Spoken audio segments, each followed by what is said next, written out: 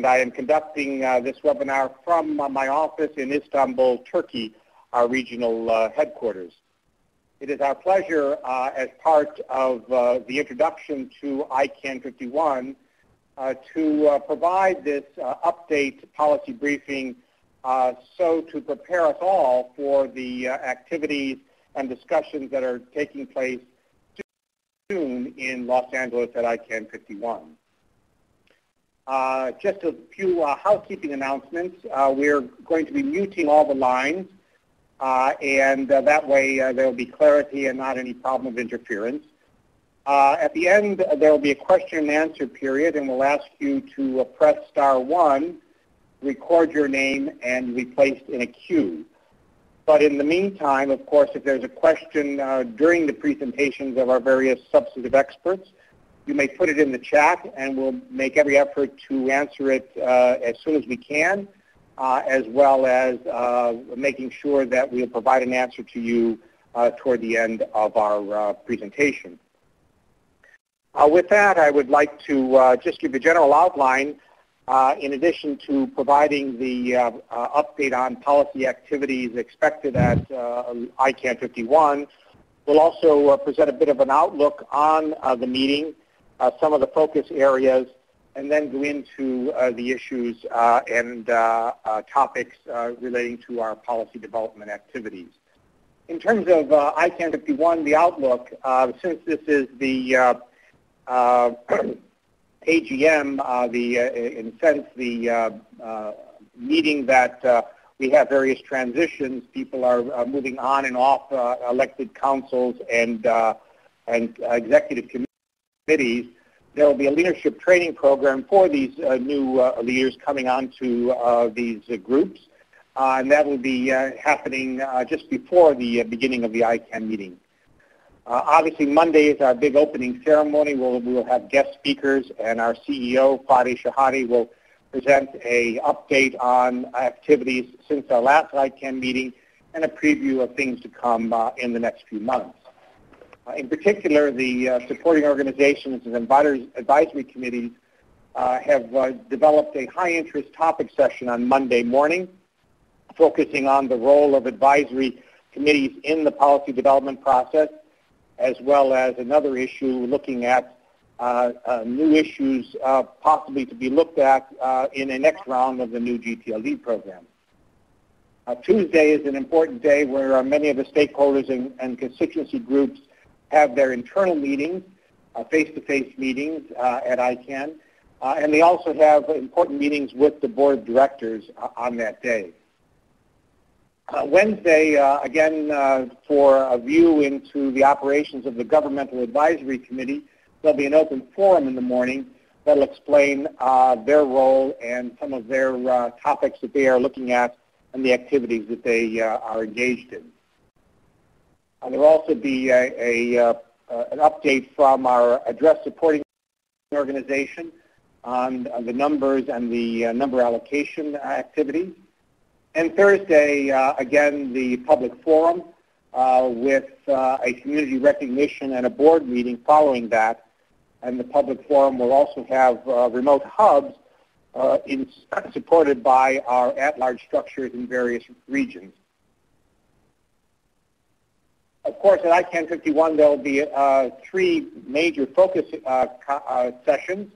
One, of course, on the accountability and governance of the cross-community working group meeting on Monday, ICANN accountability discussions, as well as an update on the transition of the NTIA stewardship. Now, to turn to our area of policy development, as you know, a primary role of ICANN is to coordinate the policy development relating to the global Internet systems of unique identifiers. ICANN's open and transparent policy development mechanisms promote well-informed decisions based on expert advice from a diversity of views of you, our stakeholders. This bottom-up consensus approach results in recommendations for the domain name system and the coordination of that system that are fair, effective, and carefully considered with inputs from all of our communities. And of course, the end result is to make sure that there are policies that preserve and enhance the security, stability, and resiliency of the Internet. Policy recommendations are formed and refined by the ICANN community through our supporting organizations. They are listed here, the address supporting organization for the numbers, the country code name supporting organization for the country code TLDs, the generic name supporting organization, the GNSO. Of course, the advisory committees do have a role to have input and influence on these processes and recommendations, all comprised by volunteers such as yourself in a bottom-up, open, and transparent process. And the advisory committees are listed here from at-large, the Government Advisory Group, the Root Server Systems, and the Security and Stability Advisory Experts. I'd like to use this infographic that shows the activity of ICANN, including the importance of the policy development process and your role as active participants in either working groups or through your inputs by public comments or in other ways, voicing your opinion as an input into our policy development recommendations. The goal of this webinar, of course, is to update you on the current policy work going on at each stage of the process. It's important to have an update, and at ICANN meetings, the face-to-face sessions provide a good focus for the latest steps in the recommendations that are being developed and the consensus that is being formed around these issues. Of course, we'll brief you on other initiatives and opportunities where you can make a difference and input your ideas in the working group efforts and other activities at ICANN. And of course, give you an opportunity to ask any questions, elicit your feedback, and of course, we always try to use the latest, and so we have the webinar hashtag appearing here at ICANN Policy. Before going into the topics covered this session, we have a lot of materials to cover. Please note that we will make sure that the slides and the recording of this session are available to you. At the end of the session, we'll provide a link where you can access them so that you will be able to refer back to them and you don't have to worry about taking too many notes on the topics. But in this session, we'll be looking at first some of the work of cross-community working groups. These are groups that are formed across our supporting organizations and advisory committees looking at various topics, and the topics are obviously listed here. We will also focus on some of the topics being discussed in the generic name supporting organization. A few of them are here, and our subject matter experts will go into some of the details on these issues. Also for the country code supporting organization, some of their hot topics. The address supporting organization will also be meeting in Los Angeles, and there'll be a brief update on some of the issues on the number resource allocation. Also at ICANN will be the Root Server Systems Advisory Committee and talking about their latest restructuring and some of the issues that they'll be focusing on as well. And finally, the three other advisory committees, the Security and Stability Advisory Committee, the Governmental Advisory Committee, and our At-Large Advisory Committee. These are some of the topics that will be covered in our webinar today. With that, I'd like to turn it over to my colleague to review the cross-community working groups. I introduce now Mary Wong. Mary, the floor is yours. Thank you very much, David. Hello, everybody. This is Mary Wong.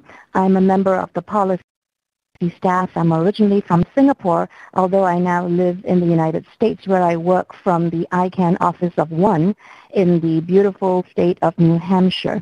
It's my privilege to kick off the presentation today, and for those of you who have been to prior webinars we've done in the past, you've noticed that we've got this new section on cross-community working groups. And the reason for that is that, as many of you know, there is now an increasing reliance on cross-community working groups in the ICANN community. And this is because there are a number of issues coming up and that have come up that are of common interest and that cut across ICANN's various supporting organizations and advisory committees, or the SOs and the ACs.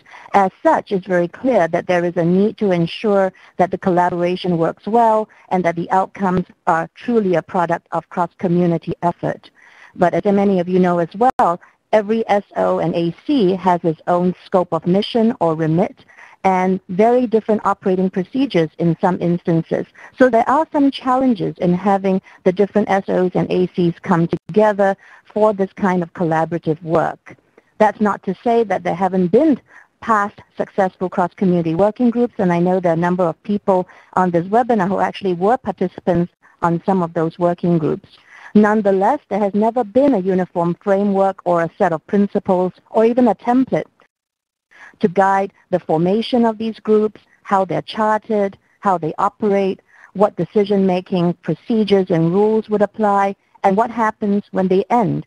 So in March earlier this year, the ccNSO and the GNSO councils approved a charter for a group that would do exactly that. And in fact, some people call it CWG squared because it's a cross-community working group to look at principles for future cross-community working groups, which is a bit of a mouthful. So the group is in full swing, and although it was charted by the ccNSO and the GNSO, I'm happy to report that there are participants from across the ICANN community, including from the SSAC and the ALAC and others. The group has reviewed some prior CWG efforts. It's mapped them to the typical life cycle of a working group with the goal to produce either a set of guidelines or something like a template that would correspond to each phase of a typical working group like those that I mentioned earlier. As I mentioned, the group is also working full speed ahead, and my colleagues will speak to you about some of the efforts that are going on already as a cross-community working group, and so there is some urgency to the work of the CWG squared. As such, if you're interested in helping develop these templates and guidelines, please look at the links here, as well as attend the CWG's meeting at ICANN 51 on the Wednesday of the 15th of October.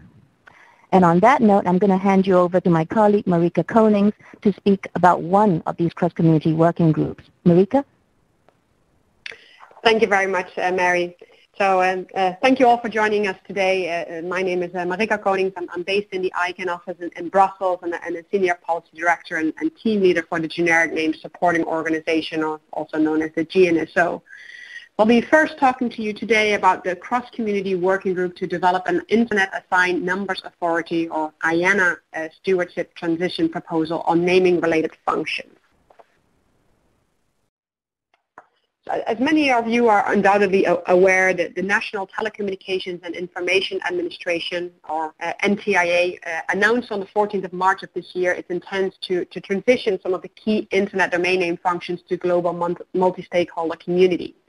As part of that announcement, the NTIA asked ICANN to convene a multi-stakeholder process to develop a plan to transition the U.S. government stewardship role with regard to the IANA functions and related root zone management.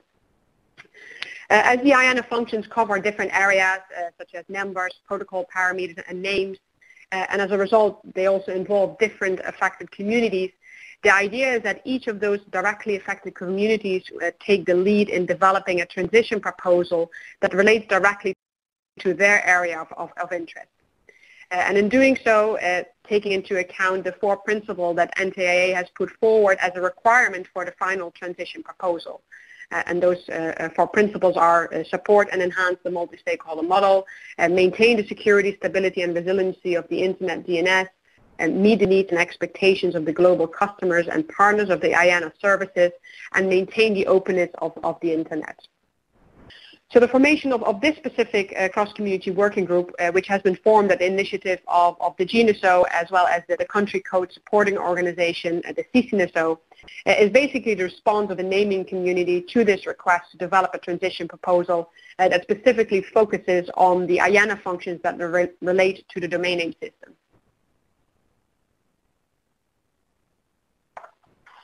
So the cross-community working group is currently in formation. The charter has been adopted by the GNSO, the ccNSO, the At-Large Advisory Committee, or ALAC, and the Security and Stability Advisory Committee, or SSAC, and is under consideration by the Governmental Advisory Committee, also known as the GAC. A first meeting of the group is scheduled for coming Monday, the 6th of October, which will be followed by a face-to-face meeting at the ICANN meeting in Los Angeles on the Monday, the 13th of October from 12:15 to 13:45 local time. So in addition to members appointed by the chartering organization, the CWG is also open to anyone else interested to participate in this effort. So if you would like to join this effort, please contact my colleague Grace, whose email address is here on the slide, and she will add you to the mailing list for this group. If you're interested in further information about this effort, you can follow as well the links here to the workspace of the CWG, as well as the charter, in which you can find further information on what the scope and working methods of the CWG are. And with that, I'll hand it over to my colleague Bart. Thank you, Marika. So I'm Bart Boswinkel. I'm based in the Netherlands and not in Amsterdam, just for the record. I want to take you through a more mundane cross-community working group, which is more or less the natural evolution of a previous group under the umbrella of the ccNSO, and this is the cross-community working groups on the use of names and country and territories as TLD. And this one is really more policy related. The charter was adopted by the ccNSO, GNSO and ALAC, and the GAC has shown interest in this topic as well, and they are working on a related topic on geographic names in general. But I'll explain a little bit about the scope of this working group so you really understand the interdependency between the GNSO, the ccNSO and ALAC and the GAC. The purpose of this working group is to review the country and territory names and the use of it under the current ICANN policies for delegation of TLDs, so that's ccTLDs and gTLDs and IDN ccTLDs. And it's to advise the broader community on an uniform definitional framework that and this is a concept to describe how could country and territory names be defined, and which categories do exist, and how do they work under the different policies, how will they be allocated, and see if there is if we can define the community can define a consistent framework to deal with it. So first the feasibility, and then secondly, if it's feasible, develop the framework itself. So to really appreciate the scope of this working group, as I said, this is about the use of names of countries and territories, and what is meant is countries and territories listed on the ISO 3166 list, which is the definitional list for ccTLDs, so that's limited in scope. So other geographical indicators, for example regions or city names, etc., are excluded of the scope of this working group. As I said as well, this is the use of country and territory names as top-level domains, so second or other level, the use of second or other level is also excluded. And I know, and you all will be probably aware that there are some requests for the use of country and territory names at second levels as part of the new gTLD process, but that's excluded of the work of this working group. So that's the scope and purpose of this working group. The working group is at is developing a kind of baseline to start looking into the feasibility. In order to achieve this, they've reviewed the policies as identified by its predecessor, the ccNSO study group, and they've reviewed the typology developed by this study group as well. And the working group agreed that this work is a very good baseline for the next work item, that is the review and understanding whether a framework is feasible. So the next main activities of this working group, starting in LA, is reconfirmations of the issues identified of the study group, because that will define the scope for such a framework if feasible, so what needs to be addressed. And the initial discussion will start at the Los Angeles meeting, and the second related item that will be discussed in the Los Angeles meeting is a work plan from, say, between Los Angeles and Marrakesh.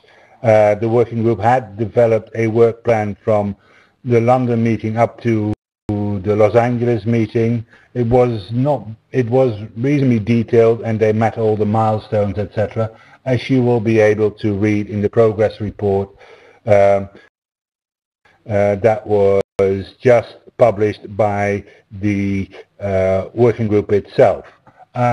Some further information, you can look at it at your leisure.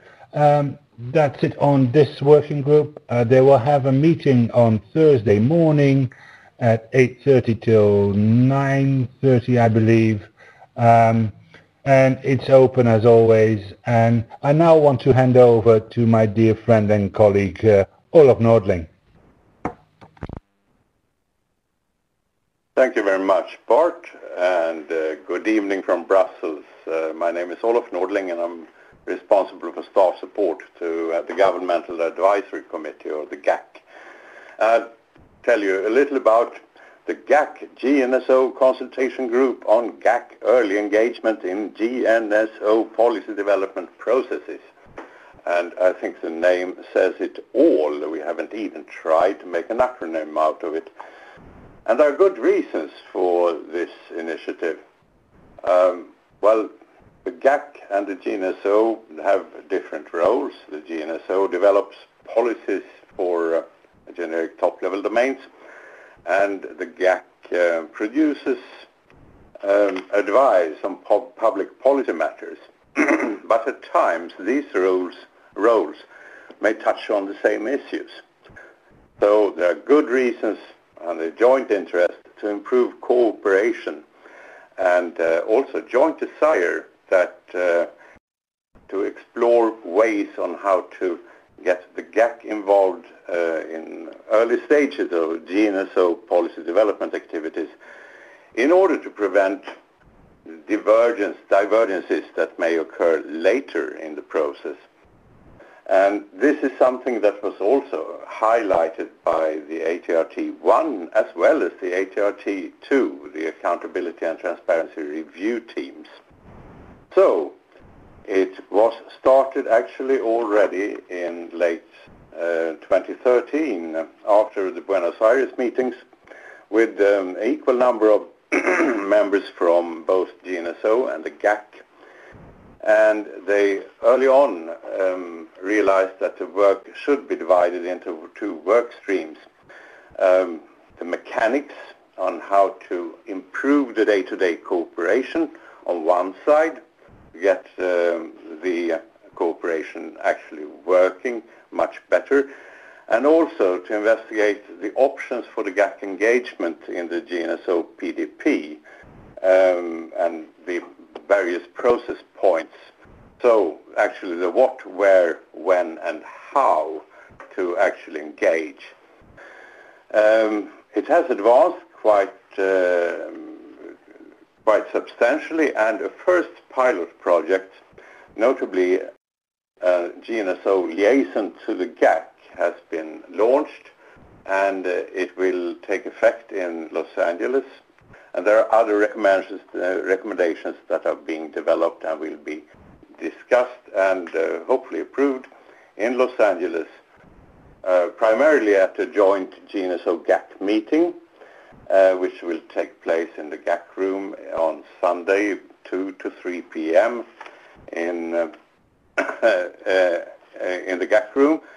And also the consultation group will have its own meeting later on Sunday in Wellington, the GNSO room, from 6:30 to 7:30 p.m.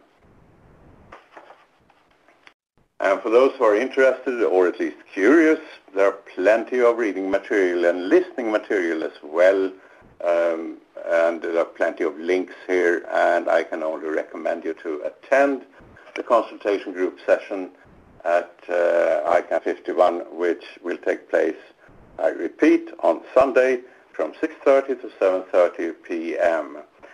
There will be more about the GAC as such later on, but now I hand you back to Marika to tell you about the GNSO as such. So, Marika, please. Thank you very much, Olof. So, back to the GNSO. So now we start focusing on some of the policy activities of the GNSO, or the generic name supporting organization. As we only have limited time today, we're only going to highlight some of the ongoing activities, noting that we have nearly 60 GNSO-related meetings scheduled for the ICANN meeting in Los Angeles. So with that, I'll just turn it over to Lars, who will be talking to you about the first topic, which is the Inter-Registrar transfer policy. Thank you, Marika, and hello, everybody. I'm going to give you a short overview of the IRTP Part D working group in the next few slides. First, a quick background for those few among you who are not yet familiar with the IRTP. The Inter-Registrar transfer policy is a GNSO consensus policy that was first developed in 2004 and has been under review since 2005. This being the fourth and final of those reviews. The IRTP is an important policy, which is highlighted by the fact that transfer-related complaints are still the second largest number of complaints received by ICANN compliance, with, I believe, 6,300 and a few in the past 12 months alone. This Part D PDP has been tasked with 6 charter questions, as you can see on the slides, 4 of which are about the TDRP, the Transfer Dispute Resolution Policy. 1 is about the IRTP penalties, and 1 about the forms of authorization, the FOAs. You might remember, if you follow these webinars or the working group itself, that the group published its initial report in March this year. And during the public comment and reply period that followed, the group received 4 comments and very diligently and fruitfully, I might add, worked through them and has then been able to submit its final report only last week. The report contains 18 recommendations and has been submitted through the GNSO Council for its consideration during the next meeting, which you know will take place in Los Angeles. I'm not going to read through all the 18 recommendations, you will be pleased to hear, but I give you a small overview nevertheless. As you can see from the slides, the working group recommended reporting requirements for TDRP rulings. You can find more details in recommendations 1 and 2 of the final report. The group also addressed multiple HOP scenarios in recommendations 3 and 4. Those are situations where an alleged non-compliant transfer takes place that is then followed by 1 or more compliant ones before it's detected and the TDRP is brought forward. The TDRP statute of limitation has been extended in recommendation 5 from currently 6 to a future 12 months. The TDRP has also been modified in recommendation 10, where the registries have been removed as first-level resolution providers. And the working group decided not to allow for registrant-initiated TDRPs but the list of use cases is annexed to the final report, and that is to guide future policy development in the area of registrar-initiated transfer disputes. The working group has also recommended to improve the display of information for registrars on transfer-related issues. Details you can find in recommendations 11 and 12. The group, after some debate, decided to maintain the use of the forms of authorization, the FOAs.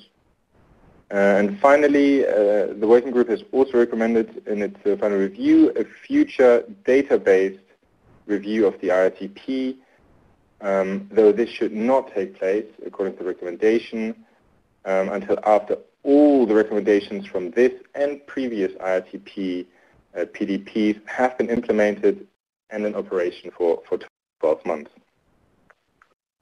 As I said earlier, the final report will be considered by the GNSO Council in Los Angeles.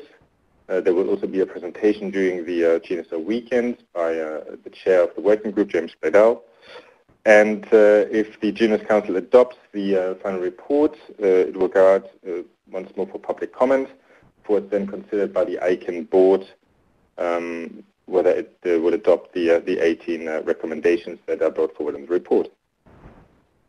And you can find the report on the GNSO website, and also all other information regarding the working group.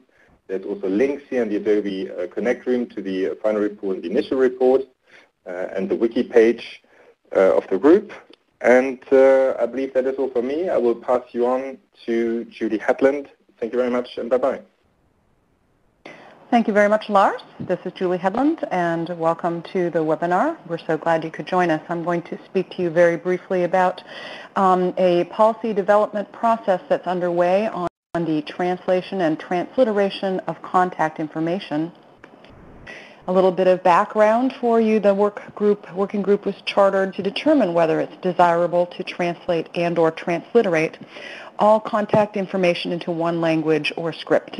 The working group started its work in December 2013, and it has sought and analyzed community feedback, and it is monitoring other related activities such as the expert working group, the study on the feasibility of translation and transliteration, and other WHOIS related efforts. Why is this important? The continued internationalization of the domain name system, with growing numbers of users relying on non-Latin scripts. The need for standardized query of international registration data and assurance of its functionality, and ongoing reforms of gTLD directory services, such as the expert working group's recommendations, makes the need to establish consistent GNSO policy on translation and transliteration of contact information pressing. Some recent developments. The working group has considered a strawman document and now is looking at developing a initial report, and they will be discussing some of the possible recommendations that could be included in an initial report during their meeting in Los Angeles. And how can you get involved? This working group is open to all members, so new members are welcome, and there's the contact for you. You can join the working group for its face-to-face meeting in Los Angeles, and that will be on Monday the 13th at 1500 local time, 2200 UTC, and the link for the information about that meeting is there on your slide. And of course, you'll have these slides available for reference as well. Thank you. And now I would like to, here's some other links for you, the charter, the wiki page, and where the issue report will be posted. And now I'd like to turn things over to my colleague, Mary Wong. Thank you very much. Thank you, Julie. And hello, everybody. It's me again, and I will be your companion through another few working groups in the Generic Name Supporting Organization, or the GNSO, starting with this working group for a policy development process on the accreditation of privacy and proxy services. That's rather a mouthful, so this is ICANN land. We have an acronym, and it's the PPSAI working group. Before I get into what this group is doing, for those of you who haven't been following the issue or the topic, a privacy service is essentially a service that you can sign up for when you register your domain name, which will allow you to hide some of your contact details from the publicly accessible global WHOIS database. And as you know, the WHOIS database contains information about a domain name, the registrant, including contact details such as an admin or a tech contact. A proxy service is very similar for all purposes, except that with a proxy service, you're actually registering under somebody else, a third party, so that it is that third party's contact details and not yours that are displayed in the WHOIS, meaning that where the privacy service hides some of your contact details, a proxy service hides them all. You see on this slide that the background to this particular GNSO working group lies in the lead up and the negotiations for the Registrar Accreditation Agreement, or the RAA, the new form of which was approved by the ICANN board last June. As part of the RA negotiations, the community identified a number of high priority topics, and the issue of accreditation of privacy and proxy services was one of those issues highlighted. Because this was not dealt with in the negotiations, what the new RAA has is a temporary specification that deals with the issue, but because it's temporary, it runs only to January 1st, 2017, or the start of a formal ICANN accreditation program, which ICANN has promised, whichever first occurs. So as a result of this, after the board approval of the new RAA, the GNSO Council commenced the policy development process, or the PDP, on this single issue. And the group has been meeting regularly on a weekly basis since then. And I noticed that there are a few working group members on the call. Welcome, and I'm sure that they can provide you with more information should you like to have some.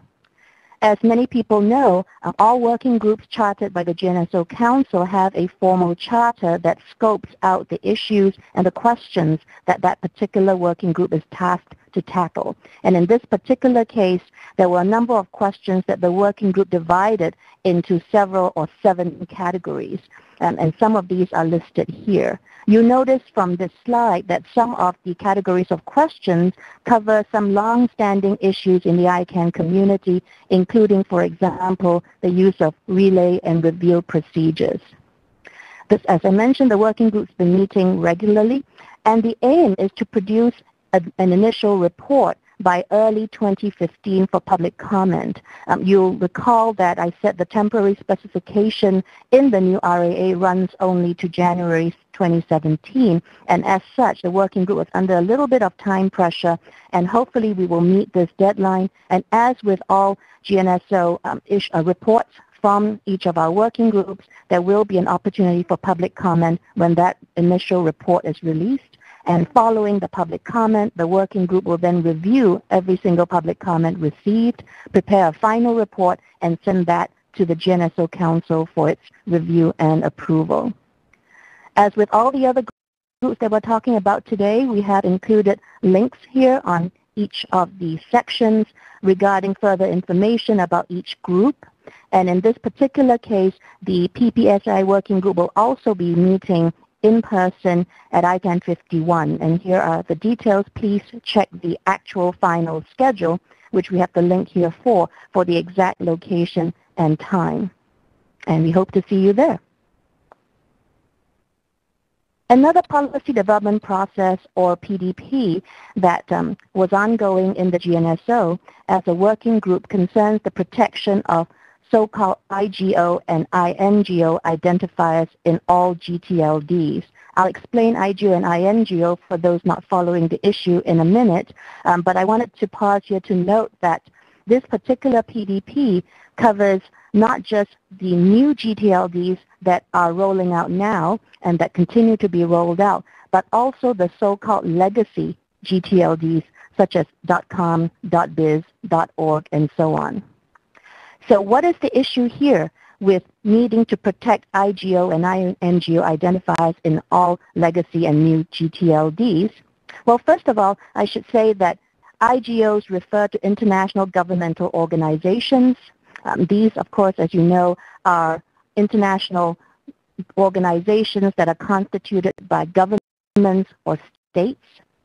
INGOs, on the other hand, refer to NGOs or non-governmental organizations that operate internationally. And two of the best known, partly because they have been the subject of discussion as well as policy work in the last couple of years, would be the International Red Cross Movement and the International Olympic Committee. As I mentioned, this PDP covers all gTLDs, and it also covers the top and second levels in these gTLDs. For various reasons, and there's some background information that we've linked to at the end, IGOs and INGOs have asked for protection at the top and second levels for their names, but most particularly for their acronyms because of the issue of abusive domain name registrations that impact their public interest missions. And this is what this PDP was chartered to evaluate. What is the need and what are the sort of protections that the GNSO would like to recommend in all gTLDs? In this particular case, the GAC had also provided advice on this specific topic, and the GAC had provided advice specifically on protections for IGOs and protections for the Red Cross as well as the IOC. As a result, as an interim measure, as the GNSO was conducting its PDP, and while awaiting the GNSO's final recommendations, the ICANN board put in place certain temporary or interim protections for those organizations that were covered by the GAC advice. The PDP was chartered, like I said, in late 2012, and about a year or so later, the working group wrapped up its work and came up with something like 25 consensus recommendations, all of which were unanimously adopted by the GNSO at its meeting in Buenos Aires last November. As you recall, I mentioned that the GAC had provided advice on some of these organizations as well. What happened at that point was that if you looked at the GAC advice and the GNSO's policy recommendations, there were some inconsistencies between the two. And as a result, the ICANN board directed its new gTLD program committee, or the NGPC for short, to develop a proposal that would take both the GAC advice as well as the GNSO recommendations into account. This was done around the time of the meeting in Singapore earlier this spring. And the board, through its NGPC, the GAC, and the GNSO continue to discuss the issue. So, for example, around the time of the London meeting in June, a letter was sent from the NGPC to the GNSO Council asking if the GNSO Council might consider invoking one of its procedures, and we named it here. If you wish to look it up, it is Section 16 of the GNSO's Policy Development Manual, which allows the GNSO Council to suggest amendments to policy recommendations prior to their adoption by the board. And this request was in specific reference to those remaining recommendations that were seen as inconsistent with GAC advice, and these relate to IGO acronyms or their abbreviations and some names of Red Cross organizations, specifically the national societies. As I mentioned, there continues to be discussion, and the GNSO Council met with representatives of the NGPC quite recently and are discussing the issue as to whether or not they wish to invoke the GNSO procedure and recommend the amendments that may be required. The last bullet point here is the last thing I'll say about this specific issue. It's important to note that the GNSO Council cannot just unilaterally amend the policy recommendation that came from a working group. If it does wish to proceed down the path of amendment, it needs to do two things. First, it needs to consult with the original working group that came up with the recommendation, and it needs to publish the proposal for public comment. Then and only then can the GNSO Council decide on a final amendment or not, as the case may be. And that's the state of things for those remaining recommendations that have inconsistencies as between the GAC and the GNSO. For those consensus recommendations that were not inconsistent, and which were adopted by the board. An implementation review team is the next step, and so this is something that we would request that those of you interested in the issue look out for, because this particular team will, among other things, review those interim protections that were put in place that I mentioned earlier in my presentation. I know this is a lot of information, as is the case with many of our working groups and their updates that you see in this webinar. So here again are the links, including to the PDP manual, as well as to the correspondence between the Council and the Board on the issue. I'd like to move on now to another PDP working group on a similar and related topic. And the reason why this new working group was chartered by the GNSO. In my last set of slides, I had talked about the original working group that looked at protections for IGOs and INGOs in all gTLDs at the top and second level. And I mentioned that they had come up with 25 recommendations. One of these recommendations relate to so-called curative rights protection measures. And many of you are familiar with the existing Uniform Dispute Resolution Policy, or the UDRP, which is perhaps the oldest ICANN consensus policy and therefore is binding on ICANN's contracted parties, as well as a similar new Uniform Rapid Suspension Procedure, also known as the URS, which was developed specifically for the new gTLD program. And they're curative rights in the sense that if someone registers a domain name in bad faith, and you have a right in that domain, you can file a complaint under the UDRP or the URS, as the case may be, to cure that problem. And under the UDRP, if the complainant wins, the domain name is either canceled or transferred to you. Under the new URS, as the name implies, the domain name is suspended. On this slide, we've noted the specific problems that IGOs and INGOs have with using either the UDRP or the URS. For IGOs, for example, by their very nature, they are immune to national jurisdiction. And for both IGOs and INGOs, the current procedures are designed for trademark owners or owners of similar types of legal rights, and they may not be in a position to have those trademarks.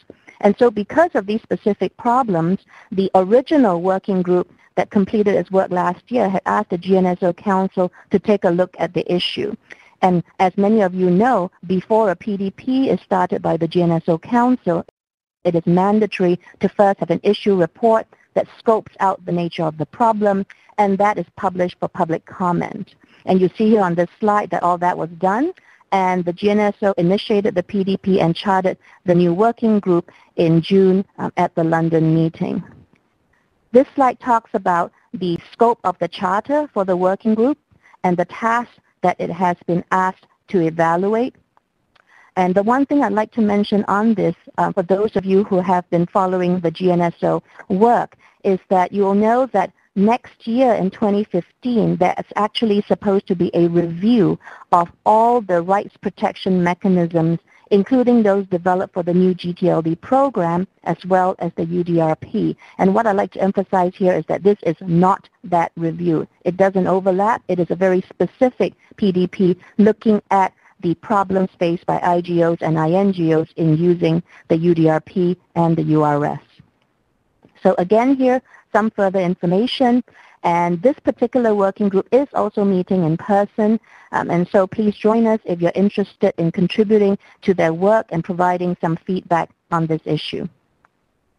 On that note, I'll hand you back again to my colleague Marika. Marika? Thank you, Mary. Just getting off mute here. So now briefly talking about the policy and implementation working group. As some of you are undoubtedly aware, there has been an increased focus over the last couple of years of how to deal with policy and implementation related questions, such as what happens if a policy issue is identified during the implementation, who decides whether something is policy or implementation, and do we actually have sufficiently clear processes in place to deal with these kind of questions. So as a result of those conversations, the GNSO Council formed a working group to focus on a number of questions that specifically relate to policy implementation in the context of the GNSO. So the working group has spent quite a bit of time to get its groundwork done, and as a result has produced a set of working definitions and principles that are now underpinning its deliberations. As a result of these discussions on whether there should be alternative processes for the GNSO to provide guidance or input apart from the existing policy development process, the working group is now considering recommending potentially 3 additional processes, namely a GNSO guidance process, a GNSO input process, and a GNSO fast-track process, which would allow for more flexibility in the way the GNSO provides formal input to the board or others in relation to gTLD issues. The working group has now also focused on some of the implementation-related questions it is expected to address, such as how consultations should take place between staff and the implementation review team, what processes should be in place for the GNSO Council to deal with implementation-related issues or policy questions that are raised during the implementation phase, and how are implementation review teams themselves expected to operate and function.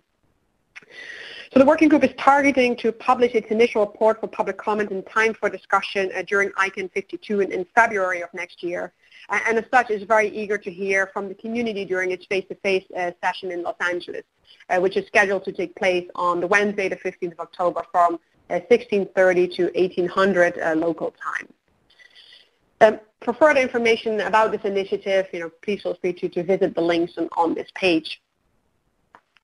And now I'll cover briefly some of the other projects that will be discussed in Los Angeles and in which you may have an interest to attend.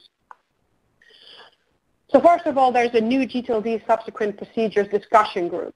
So the GNSO Council formed this group following the last ICANN meeting in London to review the first round of the new gTLD program and discuss and reflect upon the experiences gained with the objective to identify which issues will need to be addressed before a future round can kick off. So the group is currently in the process of collecting issues, so that we'll be in a position to categorize these, gather as much information as possible about each of these, and then eventually put forward recommendations to the GNSO Council on how these issues should be addressed. For example, by recommending the initiation of a policy development process on certain topics. So the discussion group has planned an open meeting which is taking place on Wednesday, the 15th of October from 8:30 to 10:15 local time. The Data and Metrics for Policymaking Working Group is a non-PDP effort which is looking at standard methodologies of reporting and metrics that would assist fact-based policy development and decision-making, as well as being able to assess that once a policy has been implemented, if it actually did what it was intended to do. So the working group has now completed its review of previous GNSO efforts in relation to data and metrics used, and are now in the process of preparing for further conversations with contracted parties concerning collaboration in relation to metrics and data requests for policy making. So this working group also has an open meeting scheduled in Los Angeles on Monday, the 13th of October from 10:30 to 1200 local time. So and although not a project initiated by the GNSO, but as a requirement under the ICANN bylaws, I also wanted to briefly mention the work that's underway in relation to the GNSO review, which formally kicked off earlier this year. The GNSO Review Working Party, which has been created by the GNSO Council, is currently acting as a liaison between the Board's Structural Improvements Committee, which is responsible for managing the review, as well as the independent examiner, which is carrying out part of the review. And this group has been meeting every 2 weeks in the recent months to discuss the 360 assessment survey, which is part of the review process, and next steps linked to that. Please note that the survey is still open until the 17th of October, so if you have not participated yet, please consider doing so because your input is really important into this process. So as many of you probably know as well, WHOIS was created in the early 80s as a mechanism to contact those responsible for operating a network resource on the Internet. However, since then, WHOIS has been used for many additional reasons, and we've also seen the introduction of other scripts. But few changes have been made to the underlying protocol or the services that are using that protocol. And in addition to that, issues such as data accuracy, reliability, accessibility, privacy, and readability have been raised many times, as well as extensively discussed it, but without a clear solution to addressing these issues. So recognizing the importance of solving or addressing these issues, and also inspired by the recommendations of the WHOIS review team, the ICANN board requested an issue report on the purpose of collecting and maintaining gTLD registration data, and on solutions to improve the accuracy and access to gTLD registration data. And in parallel to that request, the board also directed the creation of an expert working group to look into these issues. And those recommendations are expected to feed into the final issue report and help inform the policy development process. In the meantime, the EWG has published its final report, and now the GNSO and the board are expected to start an informal conversation on what the next step should be in this policy development process, and how the EWG recommendations will fit into that. A first meeting of that informal committee is expected to take place in London to start off this conversation. So with that, we've reached the end of the GNSO topics for today. If you have any questions, please feel free to ask them at the end of our webinar, or type them in the chat, and we'll do our best to answer them. And with that, I'll hand it over to my colleague, Bart Boswinkel. Thank you again, Marika. I just want to share with you 2 slides about the composition of the ccNSO, and just to make you understand, as the ccNSO may not be as familiar to you as the GNSO, the diversity of the ccNSO. First of all, its membership is voluntary, and to date we have 152 members, say from all ICANN regions, so from all over the world. And as I said, this is voluntary, and it shows the diversity of the ccNSO itself. Secondly, with the council, you'll see the same. There will be a council election, and as you see, the council election is organized by region.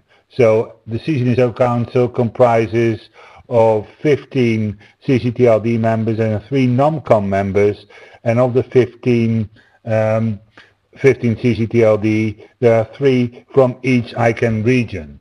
So again, diversity all over. And this is important for some of the topics I want to discuss with you, and some of the dynamics in the ccNSO and the ccTLD community, around, say, what is the hot topics and what will be the hot topics during the LA meeting. First of all, it's the IANA Stewardship Transition Process and the Enhancing ICANN's Accountability Process, which is clearly on everybody's mind, and also on the ccTLD community and ccNSO community's mind. And secondly, a specific working group or coordination committee that is related to these 2 processes, and this is a manner in which the ccNSO Council and the others who've been selected on the different group want to engage and inform the ccTLD community at large. Then a really policy-related topic, the Framework of Interpretation Working Group, and I want to touch upon some of the other topics going on within the ccNSO. So first of all, on the IANA Stewardship Transition Process, as you can see, it is high on the agenda and a hot topic at the ccNSO meetings in Los Angeles, and is currently also attracting a lot of attention from the CC community. Again, this is just for your information. The ccNSO and the ccTLD community at large is involved in the ICG and in the cross-community working group. What is interesting, what the ccNSO has done, it has created what it's called a coordination committee. The purpose of this committee is to coordinate all the efforts of the ccTLDs in the different working groups, and in future those CCs who will be selected or participate in the accountability process will become official members of this group as well, is to coordinate the efforts to inform the ccTLD community at large and engage them. As you've seen, there are only 152 members of the ccNSO, while there are over 250 ccTLDs in the world. So one of the major concerns of at least the Council, but also of the regional organizations, the ccTLD regional organizations and others, is to engage the broad ccTLD community in these processes. As I said, membership is ex officio, and more information can be found at this URL. Now a little bit on the related sessions during the ccNSO meeting days in Los Angeles. As most of you will know, the ccNSO meets on 2 days, 2 consecutive days, on Tuesday and Wednesday. The meetings are open, so the sessions are spread out evenly on Tuesday and Wednesday.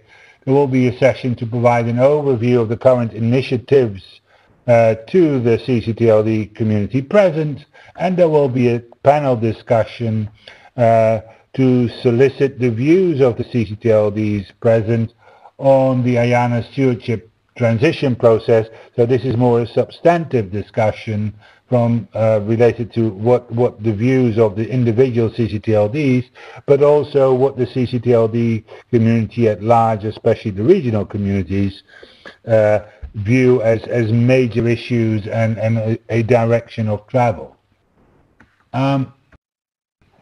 More information, again, this is for your leisure to look at. Now I want to touch upon, say, something that's more policy related, and that's the Framework of Interpretation Working Group. And this working group is reaching its final stage, meaning it's submitting its final report to the ccNSO and to the GAC shortly to seek their support. So in that sense, again, this is an example with some characteristics of a cross-community working group. For those of you who are not familiar with the Framework of Interpretation Working Group and what its scope and purpose is, it's not around new policy. It is an interpretation of the existing policy, but the existing policy, or the documents related to the existing policy, date back to 1994. So that's almost 20 years. So you can imagine there are some changes, or there is a need for reinterpreting the policy. As I said, it's not a CCPDP, so not a policy development process, and it has the characteristics of a ccNSO working group.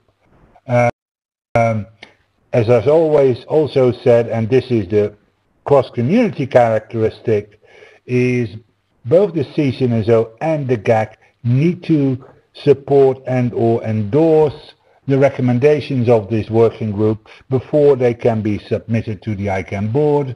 And then finally, the topics that will be has been discussed by the working group and went through already to an extensive public consultation process is obtaining and documenting consent, significantly interested parties in the definitions that used to be known as the local internet community, and revocation and unconsented redelegations.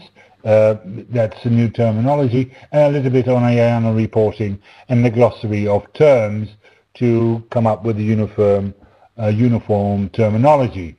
Progress of the Framework of Interpretation Working Group, again, have a look at your leisure. I touched upon it already, so I'll move on to some of the other activities of the ccNSO. Again, working groups. Some of it, the working groups you'll see right now are not so much policy related, but they are used as a mechanism to share information with the broader community, or provide services or develop services to the broader ccTLD community. The first one is so the implementation of a contact repository for security incidents is one of those examples for providing a service to the broader community by the community itself. The second one is that they've made some progress and they will report to the community. The second one, the strategic and operational working group, again is a working group which has provided input on ICANN strategic plan and on its operational plan and budget. They will meet in Los Angeles to discuss with ICANN staff the way their comments have been received and how they've been taken into account. And then finally, the technical working group. This is a working group specifically organizing the Tech Day, which is evolving from ccNSO to a broader Tech Day for the whole community. So again, that is meeting, and Tech Day will be on Monday. Some ccNSO committees that are still ongoing, again to give you a sense of what is happening in the ccNSO. One is the Travel Funding Committee, and the second one is the Triage Committee. This is a council committee dealing with all the requests for input and or feedback from the ccNSO Council, making recommendations to the ccNSO Council in order to prioritize them and to check whether the requests are relevant from a CC perspective. As already alluded to, the ccNSO is also participating in the joint working groups.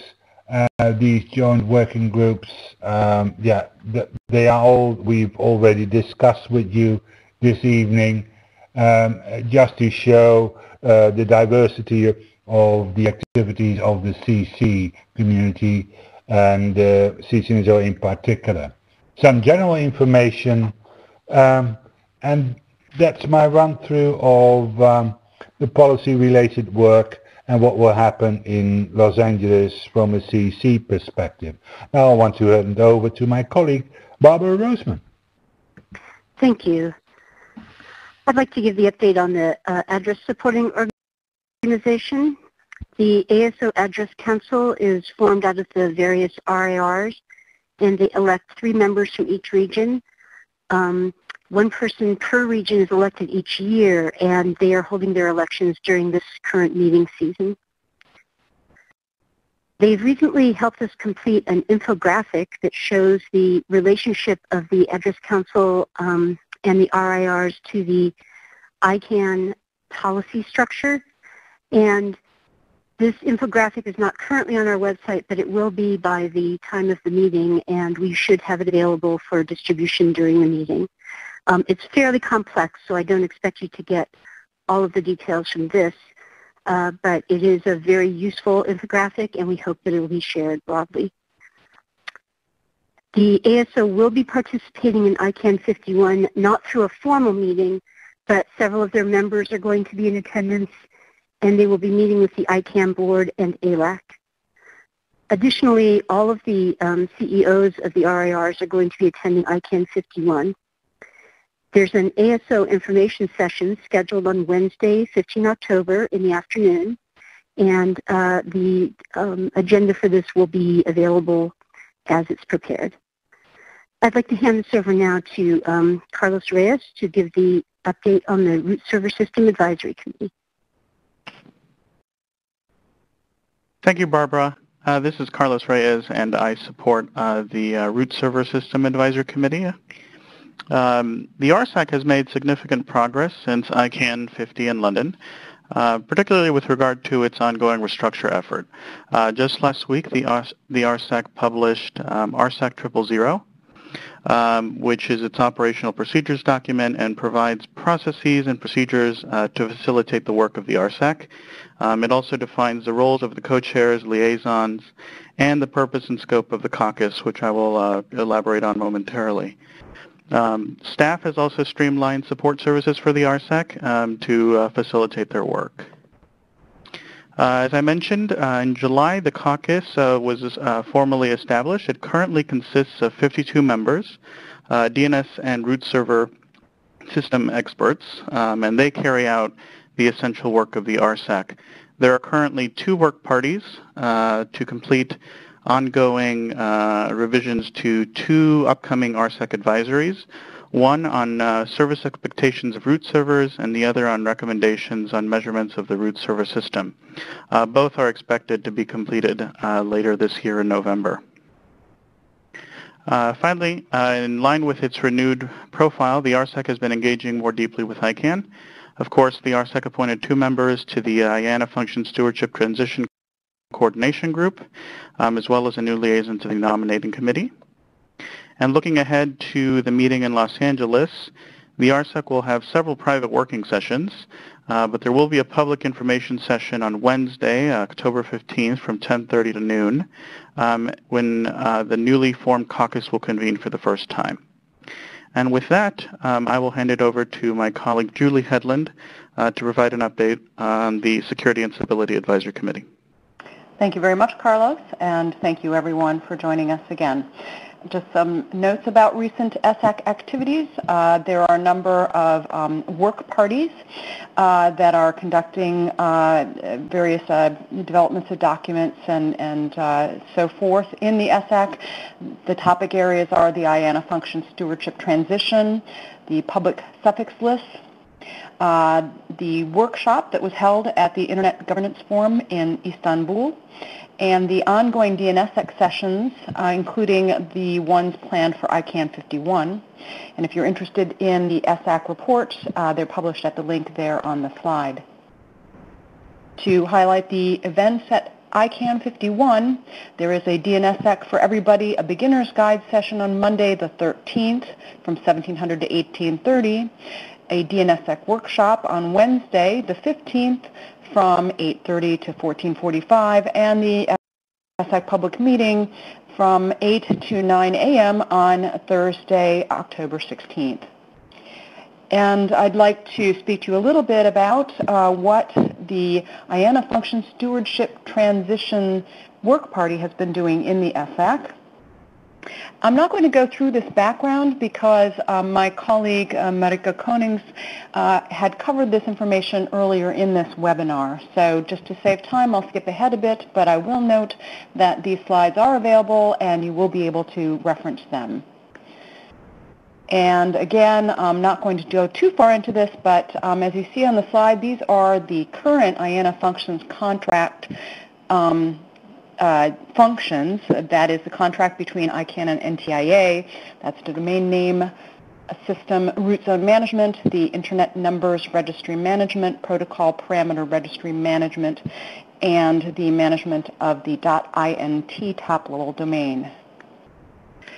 So the most significant development recently was that the SSAC published a document, SAC 67, on the 15th of August of this year.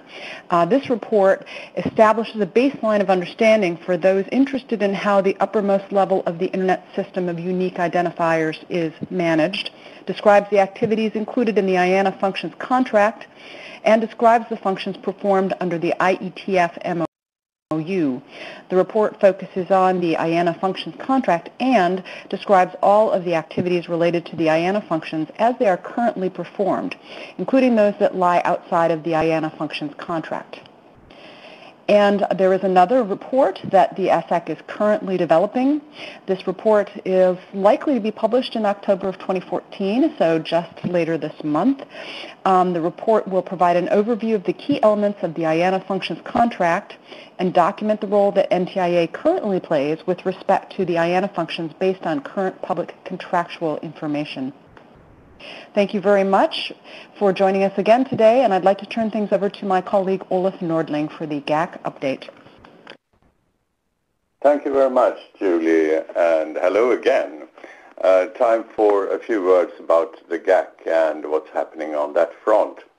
The Governmental Advisory Committee, well, they have already 141 governments as members and 31 IGOs as observers, and these numbers are increasing. There will be a handful of new members announced at the LA meeting.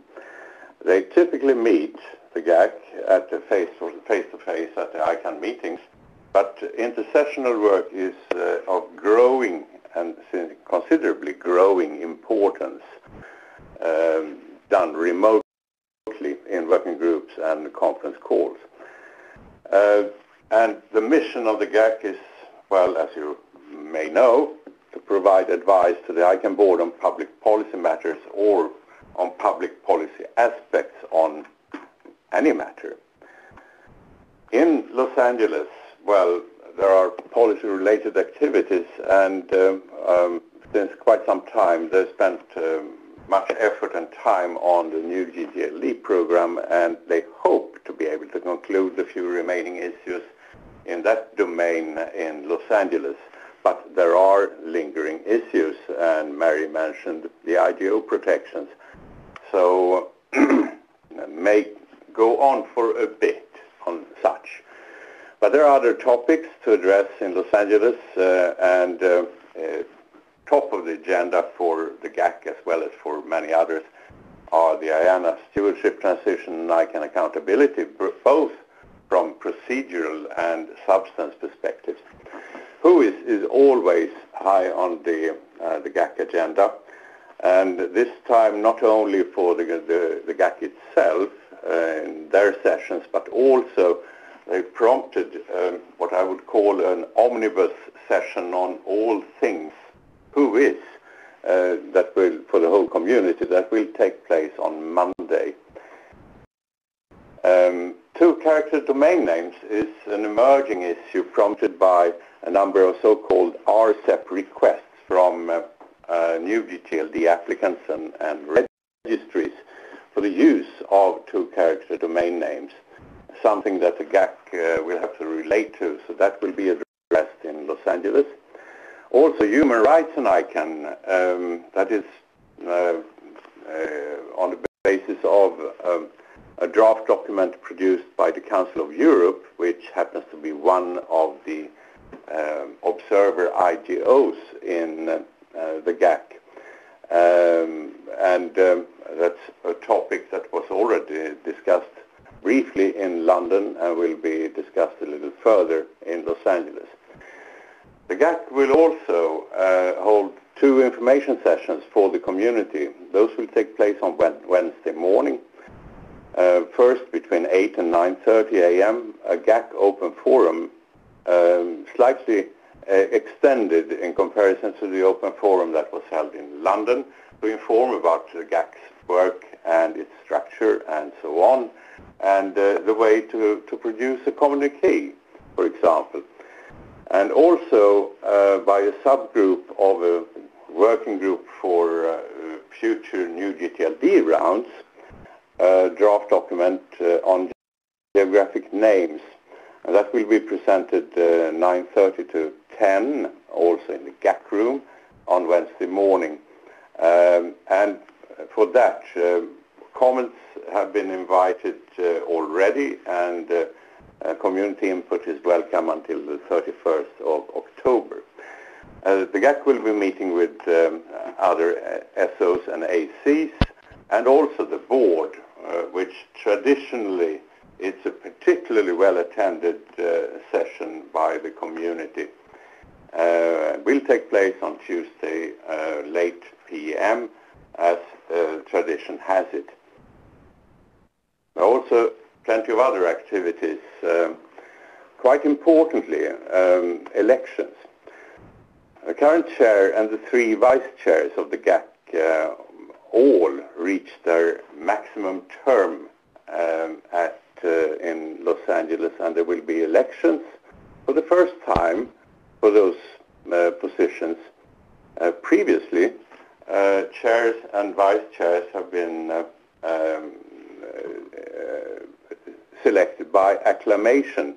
There have been one candidate for each post, but here we have two chair candidates and 6 vice chair candidates. So elections there will be on Tuesday. Also, the HR2 recommendations contain quite a few elements that need addressing by the GAC, and those will be taken care of by the board GAC Recommendations Implementation Working Group as a supervisory function for all this, by GAC Working Group on Working Methods, by a particular working group that's established to cooperate with global stakeholder engagement and government engagement department of ICANN, and as mentioned previously, the GNSO GAC consultation group for early GAC engagement in GNSO PDPs. So, not surprisingly, the GAC has a full agenda in Los Angeles from Saturday midday till Thursday midday. But note that all sessions are open, all except for the communique drafting session, which takes place on Wednesday afternoon. So with that caveat, you're most welcome to the GAC meeting room, which is called Plaza Pavilion, and where you can enjoy the proceedings in all 6 UN languages plus Portuguese. And with that, I conclude concerning the GAC and hand over to Heidi Ulrich, my dear colleague, which will tell you all you want to know about the ALAC. Take it away, Heidi. Thank you. Thank you very much, Olof. Hello, everybody. My name is Heidi Ulrich. I'm the Senior Director for At-Large. And today I'm joined by 2 of my teammates, Ariel Liang, At-Large Policy Coordinator, and Sylvia Vivenko, Manager At-Large Regional Affairs. We are delighted to give you a brief update on the activities of the At-Large Advisory Committee, or known as the ALAC, and the At-Large community that have taken place between the ICANN meetings in London and Los Angeles. We will also provide a preview of at-large activities that are being planned for ICANN 51. However, first, for those of you who may not be familiar with the organization of the at-large community, I would like to take just a moment to review its structure. At the base are the at-large structures, now numbering nearly 180. These organizations work closely with local end users throughout the world on ICANN-related policy issues. They provide input to ALAC policy advice statements and are active in outreach activities. The 5 regional at-large organizations, or RALOs, serve as the umbrella organizations for the at-large structures in a particular region. They serve an important role in ensuring two-way information exchange between the at-large structures and the ALAC. The ALAC is the 15-member body within ICANN that represents the interests of Internet end users. They develop policy advice statements in response to public comments and send policy advice statements to the board. A total of 10 members are selected by the RALOs, 2 from each, and the remaining 5 are appointed by the nominating committee. And beginning in 2010, the ALAC and the chair of the regional at-large organizations have been given the ability to elect a director to the ICANN board. I would now like to hand the floor over to Ariel, who will provide an update on ALAC policy activities and activities regarding the implementation of recommendations from the second at-large summit. Ariel? Thank you, Heidi. My name is Ariel Liang, At-Large Policy Coordinator. Over the past 3 months, the ALAC has submitted 10 policy advice statements in response to ICANN public comment requests, which brings to a total of 34 statements this calendar year. In particular, the ALAC has endorsed a standing statement on the introduction of 2-character domain names that helps streamline the process of responding to future similar public comment requests. 7 community members from diverse backgrounds and geographic regions drafted these statements. To read more, please visit our correspondence page on atlarge.icann.org. Besides engaging in policy advice development, the ALAC has been kept very busy with the follow-up work after the second at-large summit, also known as Atlas II. In London, 150 at-large structure representatives from 70 countries worked together in thematic groups and produced the final declaration, a key deliverable of the summit. It contains 43 recommendations for the ICANN board, staff, and community stakeholder groups on ways to improve their practices. Leading up to ICANN 51, the community has been focusing on transforming the 43 recommendations into concrete, actionable pieces, easier for the recipients to implement. Ranging from the Technology Task Force to the Future Challenges Working Group, different facets of the community have taken on this task. The ALAC also created the Atlas II Implementation Task Force to oversee the transmission of this task and ensure that the recommendations be carried out in a timely and truly bottom-up fashion.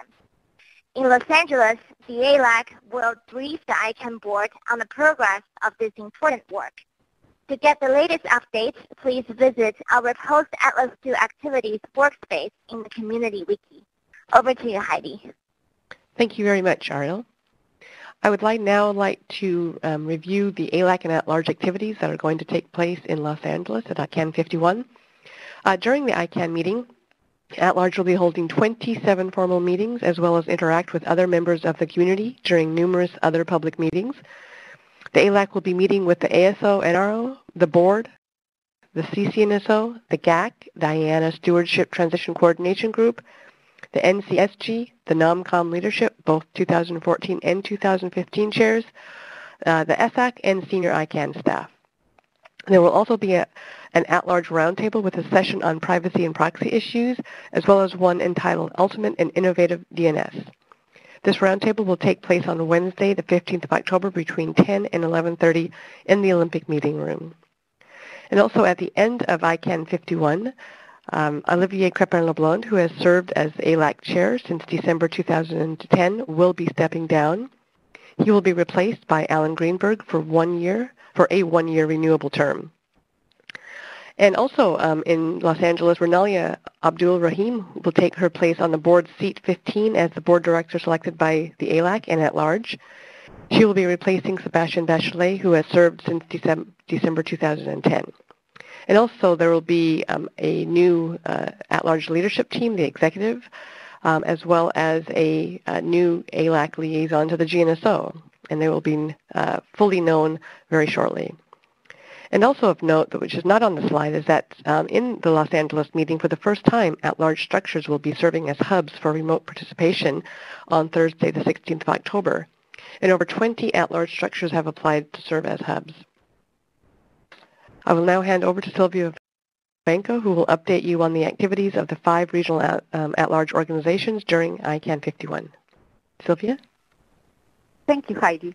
Hello, everyone. My name is Sylvia Vivanco. I am Manager of Regional Affairs for At Large. I would like to speak to you about the RALO activities at ICANN 51. AFRALO, AP-RALO, LAC-RALO, and NAR-RALO will hold their monthly meetings face-to-face at ICANN 51. AFRALO will hold the AFRALO African joint meeting on Wednesday, 15 October from 14 to 15:30 local time with the theme, the IANA Functions Stewardship Transition and ICANN Accountability Seen by the African Community. This meeting will have the participation of Adiel Akploga, AFRINIC CEO, and Pierre Gandillonneau, Vice President for Africa, and the participation of AFRALO leaders. AP-RALO will hold this monthly meeting on Wednesday 15 as well from 8:45 to 9:45.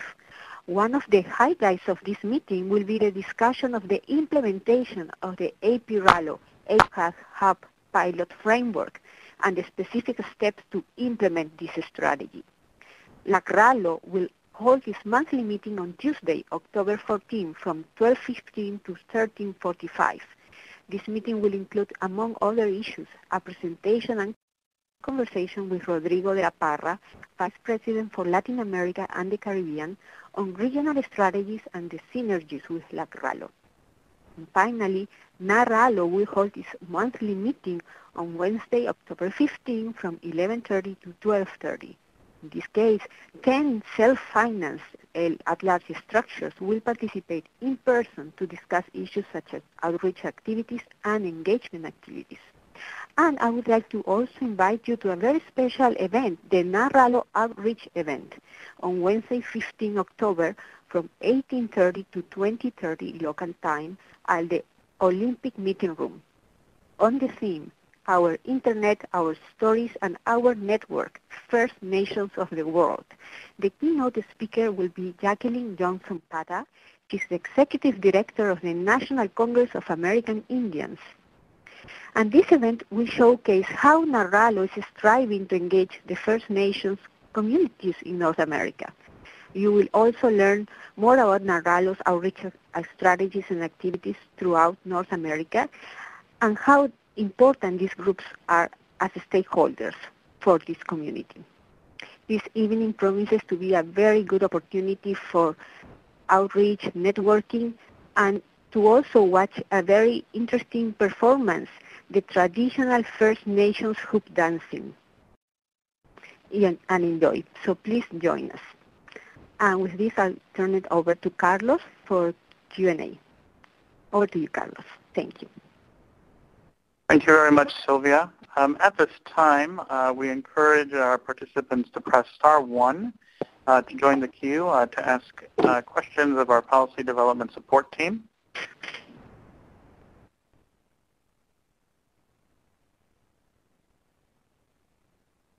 And in the meantime, we received several questions regarding the work of the ICG as well as the ongoing IANA transition discussions at ICANN. Those questions we are referring to the stewardship website as well as the most recent blog post by Teresa Swinehart. Operator, are there any callers with questions?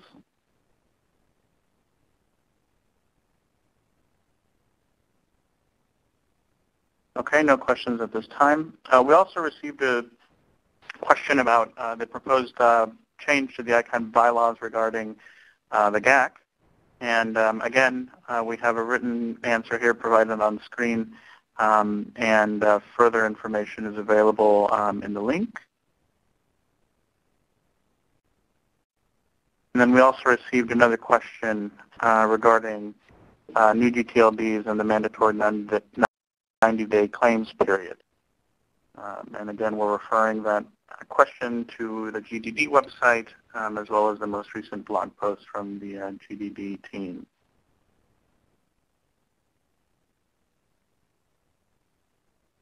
All right, it appears that we have no questions. Again, the slides, the presentation, the recording will all be made available and posted. And for now, I hand it back to David Olive to conclude our webinar. Thank you very much, Carlos, and those participating on the call for our presentation. In terms of how best to stay updated, I would recommend that you read or subscribe to the monthly policy update. The URL is there where it can be sent directly to you. It's available in the following languages as well for your convenience. Also, please follow us on Twitter at the various places indicated here on this slide, or contact us at policy-staff@icann.org. The other point to highlight for those of you who may be new to ICANN or new to the policy development process, the GNSO hosts a newcomers webinar series every month where you can have an informal session talking to the chairs and other members of working groups within the GNSO about their procedures and process and how to get involved. And the next session is listed here on Thursday, the 23rd of October. The other thing to note is that the materials will be available online, the slides and the recordings. I think someone had posted the URL in the chat, and I'd ask Natalie to do that again so that you can take a look at them at your leisure and be prepared for the meetings in Los Angeles, either if you're going to be there in person or remotely. In terms of the policy development team, many of them you heard today participating in and providing details of the various groups that they're working with and facilitating the work of the supporting organizations and advisory committees. There are 23 of us in the policy development staff and a few other consultants as well. to support you in your efforts at policy development, inputs, and activities at ICANN. With that, this is our attempt to audition for the ICANN, the movie on policy at Los Angeles, but I think we may not be ready for that at the moment. Instead, we ask you to come in person or participate remotely at the ICANN 51 meeting in Los Angeles, where you will be able to have a front row seat in the policy development process, as well as in other activities that were highlighted by our webinar today that will be taking place in Los Angeles. And with that, I would like to thank you for taking the time to be part of our webinar and to meet some of the subject matter experts involved in the policy team as we prepare for our meeting in Los Angeles at ICANN 51. And with that, I would like to thank everyone and wish you a good evening, good afternoon, or good morning, wherever you may be. Thanks very much, and safe travels to those that we'll see in Los Angeles. Goodbye.